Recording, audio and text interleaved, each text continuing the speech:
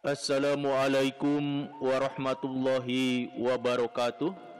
Para wargi mitra kaum dangu sadayana, alhamdulillah dina danget ayeuna urang sadayana tiasa patepang dangu deui sareng sim kuring Mang Aa. Urang sami-sami neraskeun hanca dongeng anu katunda dina judul dongeng Neng Jejeh karangan Ibu Eti S. Anu ieu dongeng teh disarungsum ku almarhum Bapak Ka Sukarna ti Bandung. Sakumaha biasa para wargi mitra kaum dangu sadayana, para pemirsa YouTube, ieu dongeng didugikeun ku channel anu dipikamemet ku urang sadayana. Kumargi sakitu ka para wargi mitra kaum dangu sadayana anu teu acan subscribe-na, anu teu acan ngintun jempol atanapi komenna, mangga diantos pisan dina channel anu parantos disayogikeun.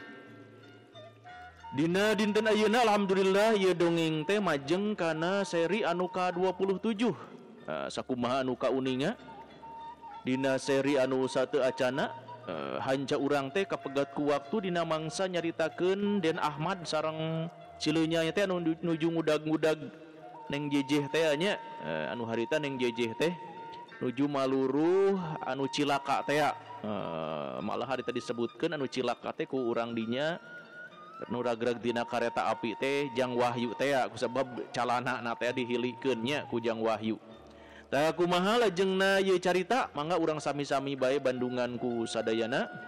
Pamugi sakali deui ieu dongeng janten landung pangbeberah kana manah kanggo urang sadayana oge janten pienteungeun kanggo urang sadayana. Mangga wilujeng ngadangukeun.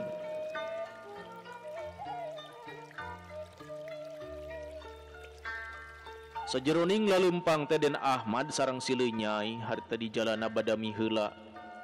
Anu kaputusan lamun panggih jeung Neng Jejeh di tempat anu ti iseun ceuk manehanana, kumaranehanana Neng Jejeh teh rek dipaksa. Tapi lamun kaparengan panggihna di tempat anu loba jelema mah cenah kapaksa wae kudu diolo. Tapi pikeun Neng Jejeh mah anu harita geus buleud pikiranna teh rek nekad. Neng Jejeh mah mikirna teh moal nepungan deui ka kolot-kolotna Wahyu. Nya kitu deui ka bapakna oge sarua ceuk pikiranana. Anu saur Kang Wahyu jeung indung bapakna teh ayeuna geus sadar tapi moal rek nepungan. Sabab matak nyeri bae kasuhat ku lalampahan anu baheula. Malah mah karanca badak oge pikir Neng Jejeh teh manehna moal ngalongok. Sabab ceuk pikiranana lamun ningali ka Wahyu anu ragana geus ruksak tibatan jeung bisa lipur mah meureun pikiranana kalah matak gering. Saumurna ngalang layung saincak-incakna ge bakal inget kana kabelaan Wahyu sarta meureun bakal terus inget kana rupana Kang Wahyu nu ceuk beja mah geus ruksak sirahna oge rek beulah katingalina teh teu matut. Nu matak Neng Jejeh teh manehna rek nekad rek nuturkeun indung suku sabab nasibna geus bukti. Loba pisan ceuk parasaan manehna cocobana anu ngancam ka dirina. Malah ayeuna ge geus bukti Kang Wahyu geus jadi korban gara-gara ti manehna anu sakitu belana tapi ngorbankeun jiwa. Harita teh barang jol ka jalan gede.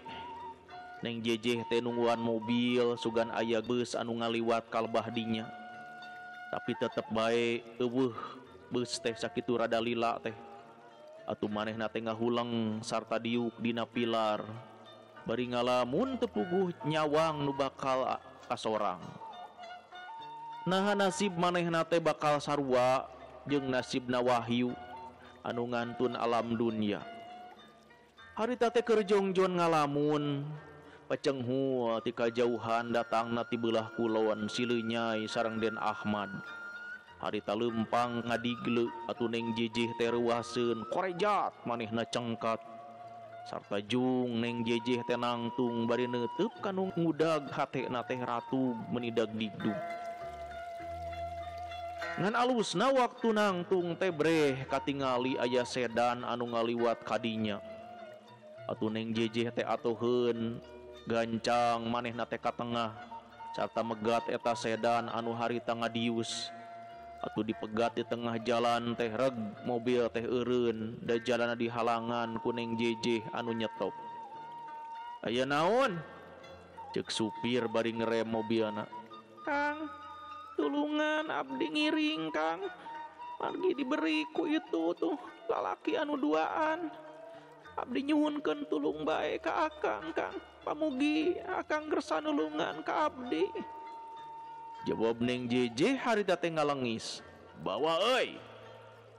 Cek anu diuk dina jok tukang bari ngabaheuhai. Mangga kalebet atuh. Tuh di tukang. Cek supir harita bari mukakeun pantun tukang sabab manehna geus diidinan ku nu bogaana. Neng Jeje atoheun pisan gancang manehna teh asup. Teu loba anu dipikir gek diuk gigireunana anu bieun tah mawa. Atuh brug panto mobilna harita teh dipeundeutkeun geleser. Eta mobil teh ku supirna dijalankeun dius maju harita teh. Hei, eureun heula supir. Cek sileunyai jeung Den Ahmad ngagorowok sakali sewang. Teras bae maju Kang. Sieun abdi mah diudag-udag bae ku eta jelema teh. Cek Neng Jeje bari moal malik nempo ka sileunyai sareng ka Den Ahmad anu harita teh ngarudag di tukangeun manehanana. Malah mah anu boga mobil harita teh malik ka tukang ningali anu keur ngudag sarta ret ningali manehna teh ka Neng Jeje anu sakitu geulisna. Manehna mah ngahuleng sarta neuteub kanu geulis teu lila. Ok deui ngomong manehna teh ka supir anu ngerem mobil sabab tadi digeroan ku sileunyai ku jeung ku Den Ahmad. Pajukeun euy. Malah gancangkeun bisi diudag. Cek nu calik gigireun Neng Jeje bari ngareret kana irungna nu bangir. Siap mobil maju deui tonolih kanu ngagero atuh Den Ahmad ambekeun huntuna mani kekerot. Bari nempoan harita teh kabelah lebak sugan aya deui mobil anu ngaliwat kadinya. Maksudna Den Ahmad mah rek dibawa meureun rek disewa pikeun ngudag ka Neng Jeje. Tapi dumadakan harita teh eueuh mobil nu ngaliwat atuh manehna teh medenghel. Bari panonna teu lesot neuteub sedan anu ngadius ditumpakan ku Neng Jeje.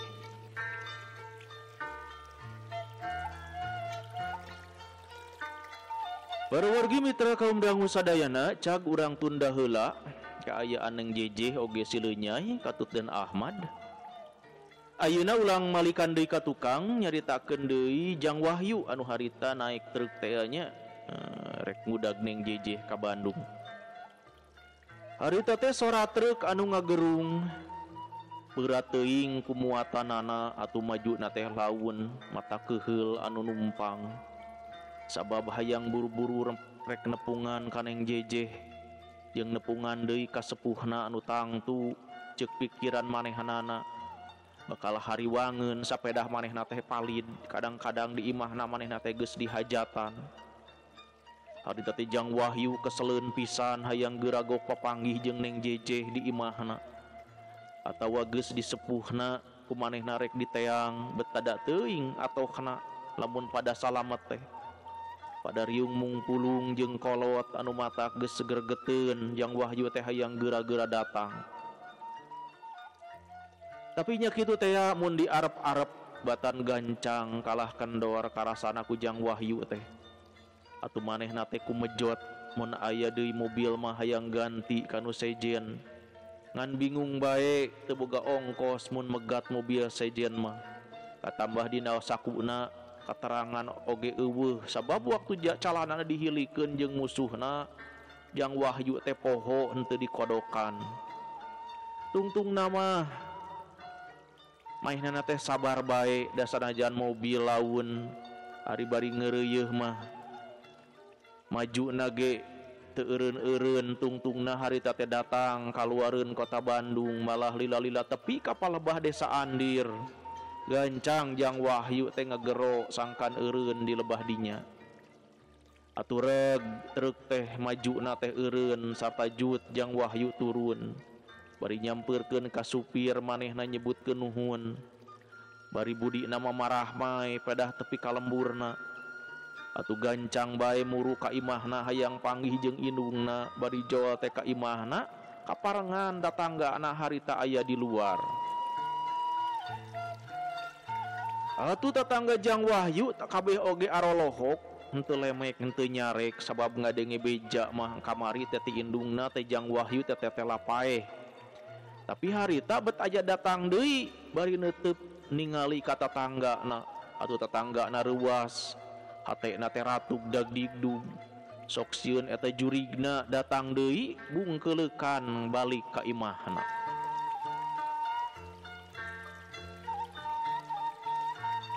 Ningali tetangga anak itu teh siga anu ting purungkut ku Jang Wahyu teu diganggu manehna mah jongjon bae leumpang muru ka imahna indungna barang tepi ka imahna henteu loba omong deui bray Jang Wahyu teh mukakeun panto imah bari ningali ka jero ari kasampak teh indungna manehna jeung adina keur darariuk di jero imah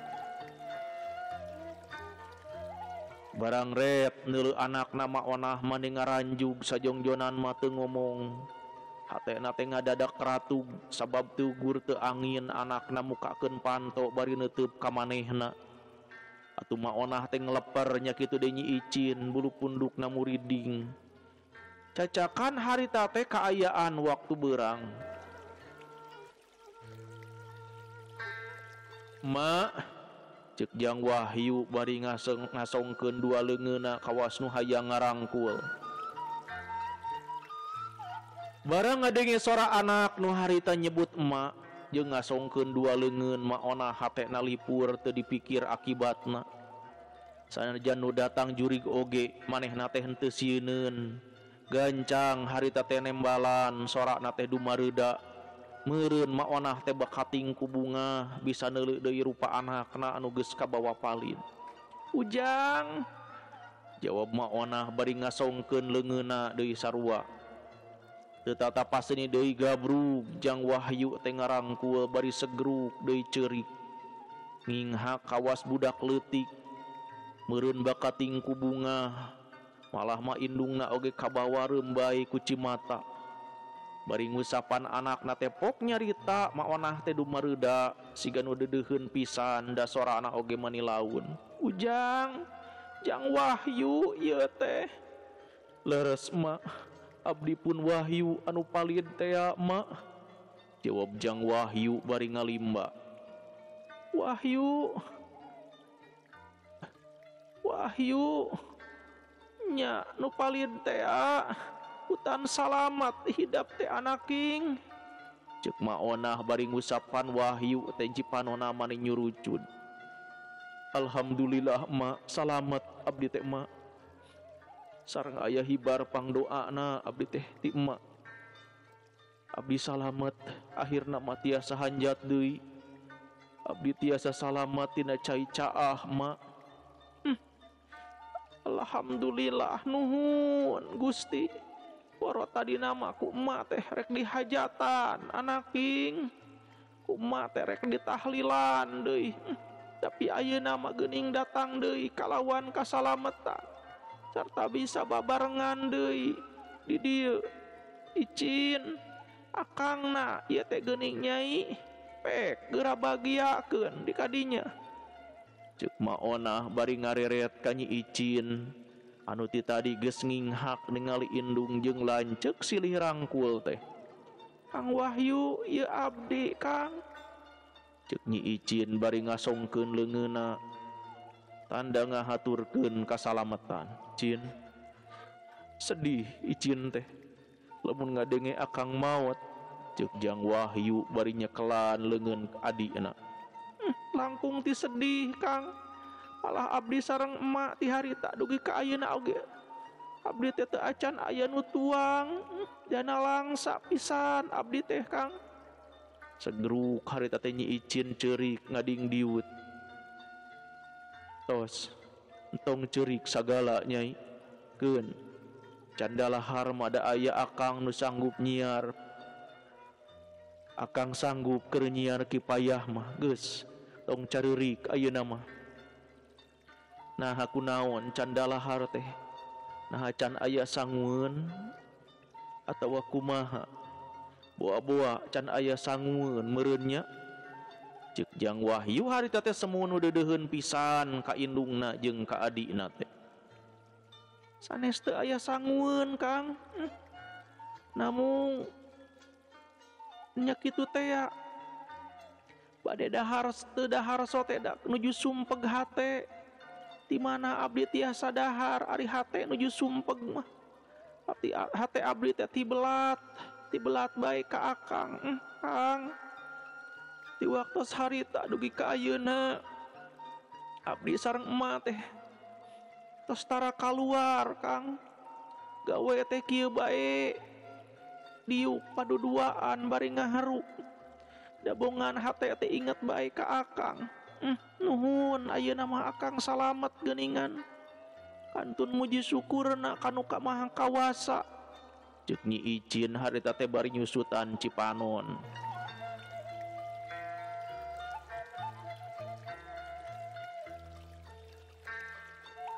Sarua atuh lamun kitu macin sanajan akang oge barang bisa hanjat tina waktu palid teh hate mah inget bae akang teh ka dieu boa teuing ceuk hate akang teh di dieu emak jeung Icin pasti keur careurik jeung ceurikan akang nu kabawa palid. Tah kitu Wahyu bener pisan saha atuh nu bisa nulungan ka ujang teh ceuk maona harita teh bari ngalimba ku pitulungna Gusti Allah bae mak margi waktos abdi sareng Neng Jejeh roroesan teh harita soloyong teh aya peti anu palid mak atuh gancang ku abdi eta peti teh dicekelan harita teh sarta ngangkleung luhureun peti nalangsa mak harita teh margi Neng Jejeh kapaehan kabanting ku tihang anu harita eta tihang teh palid sareng baluas panginten mak namung tos kitu bae pitulung ti anu kawasa barang Neng Jejeh teh tos inget sarta manggih daratan anu pinuh ku tangkal waru sarta daroyong ka tengah atuh gancang bae abdi sareng Neng Jejeh teh muntang kadinya kana tangkal waru anu teras namanya kitu teh abdi tiasa hanjat mak. Salamet abdi teh emak kinten-kinten waktos janari abdi teh tiasa hanjat jawab Jang Wahyu harita teh bari nyusutan Cipanon kasuat meureun nyaritakeun waktu manehna palid jeung Neng Jejeh teh. Syukur anaking ari salamet mah tapi ari geuning Neng Jejeh na ka mana ayeuna tos dianterkeun ka ibu ramana ceuk maona hayangeun geura ngadenge nyaeta duka mah nu mawi abdi oge bade tumaros sugan teh tos aya di dieu.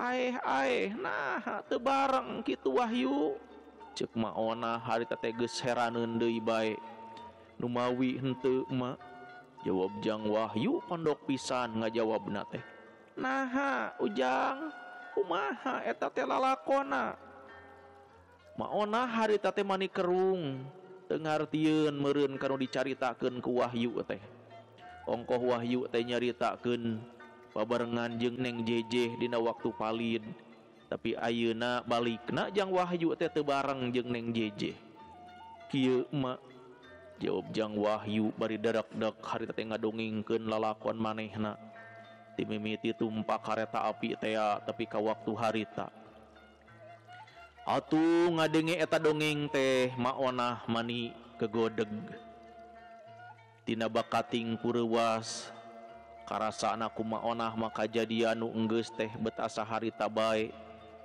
kalakonan ku anakna atuh maonah baluas ngarasa manehna ge neuleu anu tidagor huluna mener kana talang pisan.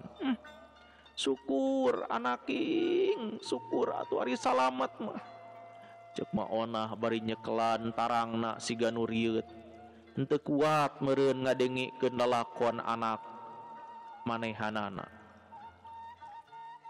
Naha nya emak abdi teh heran neng jejeh teu aya ka dieu. Moal kitu teras karamakna.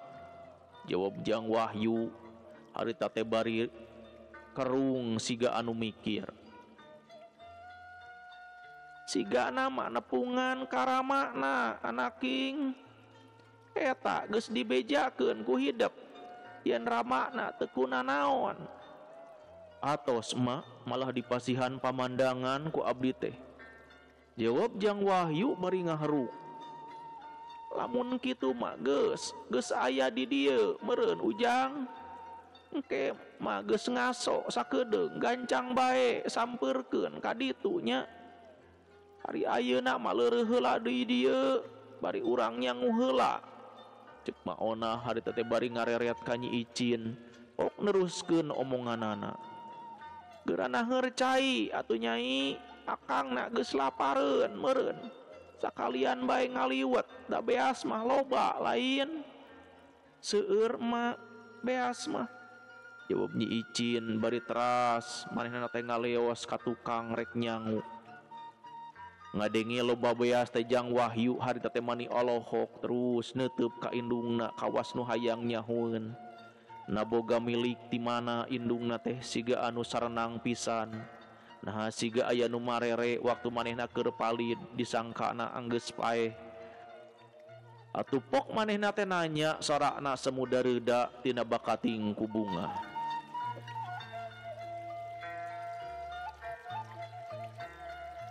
Warwargi mitra kaum dangu sadayana urang rehat heula sakedapnya. Aturan wilujeng wayah kieu ka sadayana mitra kaum dangu anu masih keneh mikalandep kana dongeng Sunda. Anu masih ngadarepong dina channel dongeng Mang Aa. Aturan wilujeng ngadangukeun ka sadayana. Pamugi dina danget ayeuna sadayana nuju aya dina sehat walafiat. Saterasna aya dina lindungan Allah Subhanahu wa taala. Amin ya Allah ya rabbal alamin. Aturan wilujeng wayah kieu ka Pa Obi di Cileungsi Bogor, kumaha damang wilujeng ngadangukeun bae. Pamugi urang Bogor ju sarehat sadayana. Oge ka Pak Ahmad Ropai nya. Kumaha damang di Serang ieu sareng urang Serang sadayana. Pamugi urang Serang, urang Pandeglang, urang Cilegon sadayana sarehatnya. Ka Pak Ahmad Ropai khususna sakulawargi. Oge ka Teh Neneng Ema di Cibadak Sukabumi nya wilujeng ngadangukeun bae ka urang Sukabumi sadayana. Urang Sukabumi mah garetol ngadarongeng ngupingkeun dongeng ngadarongengna nya ti kapungkur ya. Oge ka urang Kudus ka Parohendi kumaha damang Parohendi. Mudah-mudahan damangnya. Oge ka urang Caringin Bogor keneh ieu ka Pak Arya Wijaya di Cinagara Caringin, mudah-mudahan sehatnya. Oge ka Pak Tadi Rahmat ya di Kadungoranya mun telepat mah. Mudah-mudahan urang Garut sadayana sarehat. Ka Teh Yani Mintarsi oge kumaha damang mudah-mudahan sehat. Ka Pak Ade Sukarna anu satia satuhu dina channel dongeng Mang Aa ya. Oge ka Pak Setia Budi di Tasik kareng ka Ibu Dr. Yulinda Belia nya. Aturan wilujeng ngadangukeun. Ka Pak Yaya Subrata ya kumaha damang Pak Yaya. Mudah-mudahan sehatnya. Oge ka Teh Ane Nur Hasanah.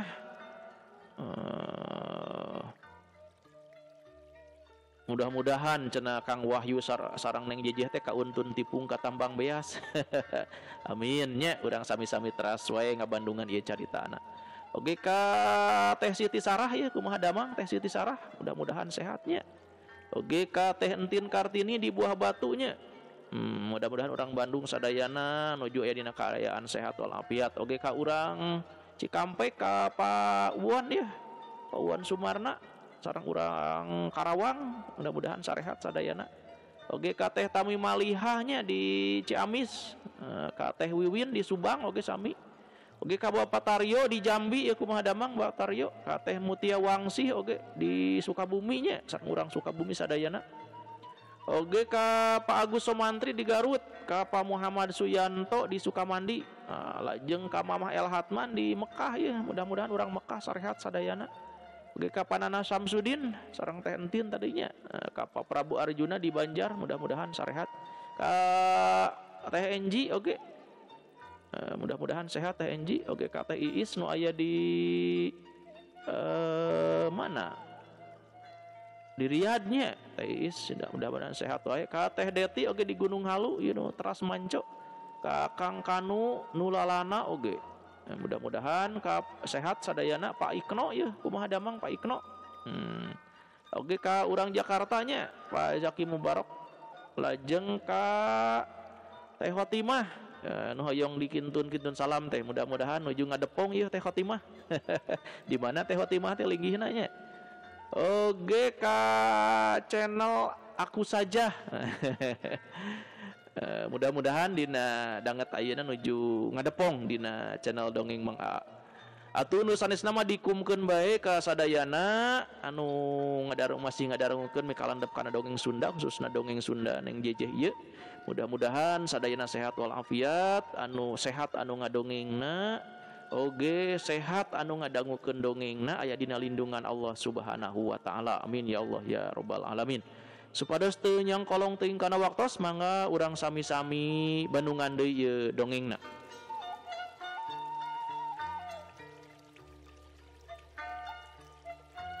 Ngadenge loba beas teh Jang Wahyu teh meuni Olohok, terus neuteub ka indungna kawas nu hayang nyahueunna boga milik ti mana siga nu sarenang pisan.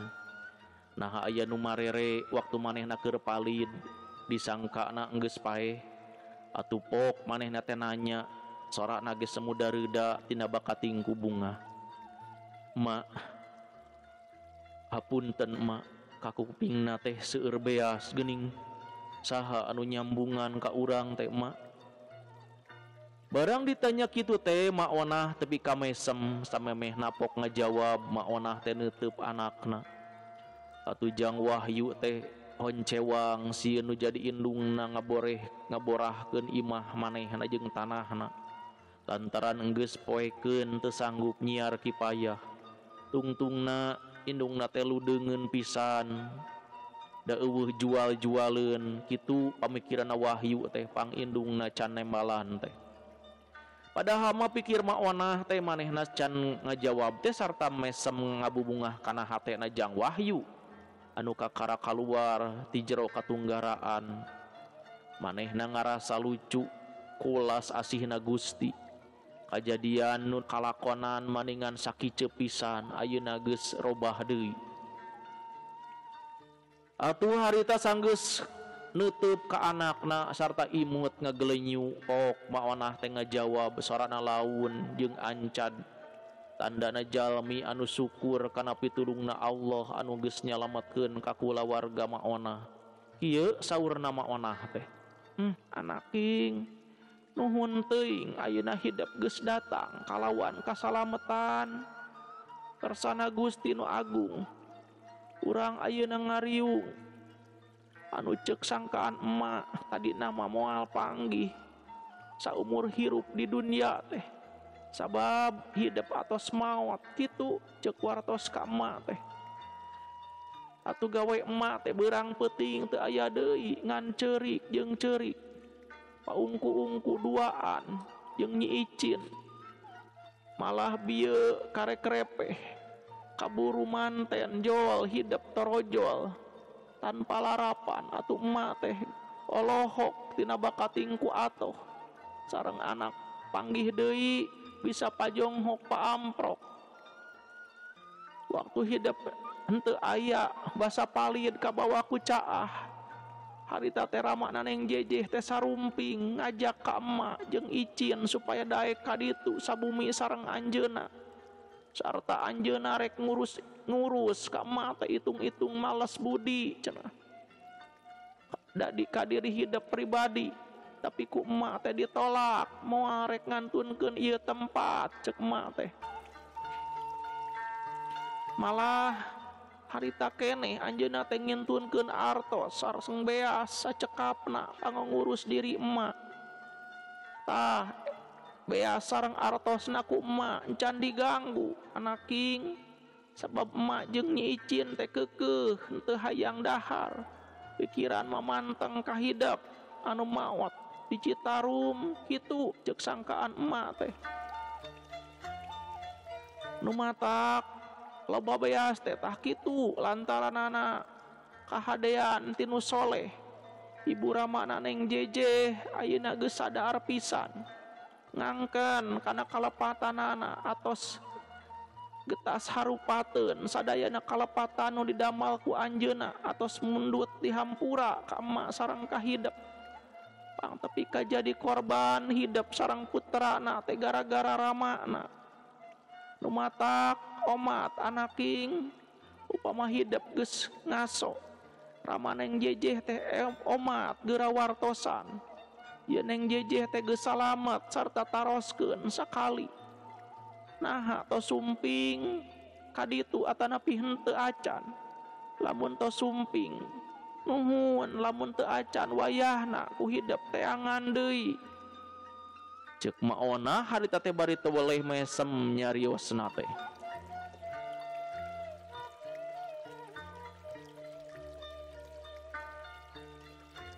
barang ngupingkeun indungna nyaritakeun nu parantos kalakonan ku anjeunna nyeh Jang Wahyu teh oge imut sarta tina bakating sugema boga indung aya milik disambat ku anu beunghar katambah ramana neng Jejeh anu ngewa ka manehna ayeuna babalik pikir nyaahna ramana neng Jejeh teh teu kapalang rek nulung kulawargana atuh pok Jang Wahyu teu nembal sarta budina teh marah mai mak teu sangka teuing urang tebet aya milik wawalesna dikakaya ayeuna katembong beunta henteu susah nyiar nafkah abdi ngahaturkeun nuhun kanu atos soleh mere mugi-mugi keur anjeunna kagentos anu langkung ageng tibatan anu dibikeun oge pituah ti emak abdi kedah ngadeuheusan miyos ka ramana neng Jejeh tangtos bae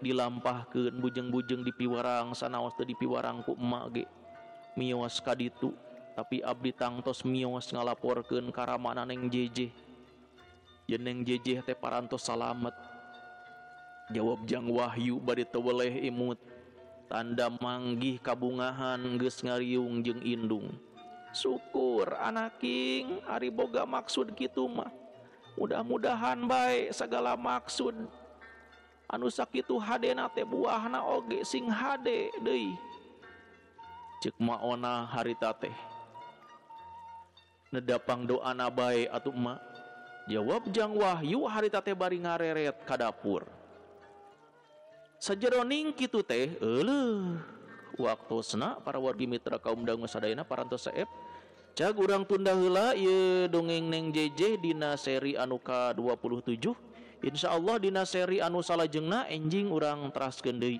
sakitu nu tiasa kapihatur dina dinten ayeuna hapunten anu kasuhun wilujeng kantun wassalamualaikum warahmatullahi wabarakatuh.